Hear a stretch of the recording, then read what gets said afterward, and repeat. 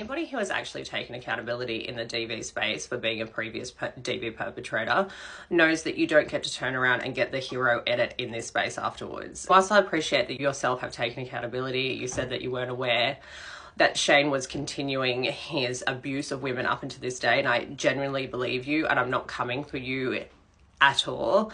I am saying that anybody who has been a previous DV perpetrator, if they have actually changed their ways, they know that they don't get to play the fucking hero afterwards in this same space, and this space isn't for them.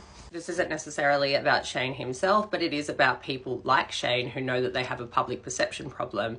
They don't actually want to change, they just care about this image, and that's a typical narcissistic quality, and we're all aware of that, right? And if we were talking about Shane, I could make a 30-part series on just in the ways that he absolutely has not taken accountability or responsibility for his actions, and he is absolutely not a changed man.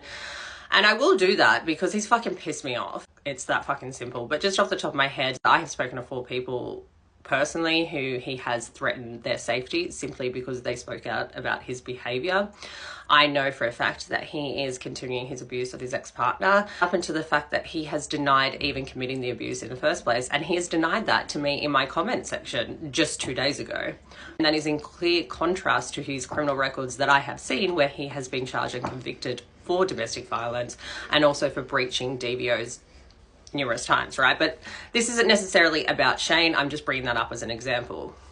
Let's be incredibly clear on something. The bare minimum from men is not to be a perpetrator in the first place. So by meeting that bare minimum, whether you had been previously or not, doesn't mean that you get accolades for doing that, right? You should just not be a perpetrator. You don't get to become a fucking hero or a saint because you're not a DV perpetrator.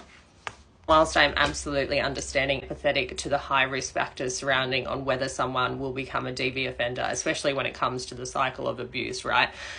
It is still a personal choice no matter what. It is still a choice that person makes. If we are looking at people from similar or the same circumstances where one person goes on to be a defender and then reforms, one person doesn't continue the abuse at all, should we not just be platforming the person who didn't in the first place, not someone who's like, I'm a changed man now, love me? And whilst absolutely the goal of previous DV perpetrators is to reform, of course we want that, right? But anybody who has actually grown as a human being, that has taken accountability and responsibility for their actions, also knows that they don't get to be seen as an amazing person from reforming their behaviour to the bare minimum. And not only has Shane Cuthbert himself absolutely not reformed in any way, he hasn't taken any responsibility or accountability for his actions or grown as a human being. He is using his activism as performative, he's using it as a defense mechanism and a projection of his own behavior, and he's using it to fucking taunt his victims, to continue the abuse of his previous victims, continue to taunt his current victims that he's threatening. I say defense mechanism, it is a smart tactic. It's an evil tactic, but it is a smart tactic to portray yourself as a activist. So when any accusations come out about you, it simply won't be believed because you're a DV activist. Your whole goal is to fight against that behavior, right? It's fucking evil. This isn't unusual. We've seen this tactic used over and over again by performative DV activists who are actually perpetrators in the background to try and minimize the harm to their reputation if things do come out about them in the future.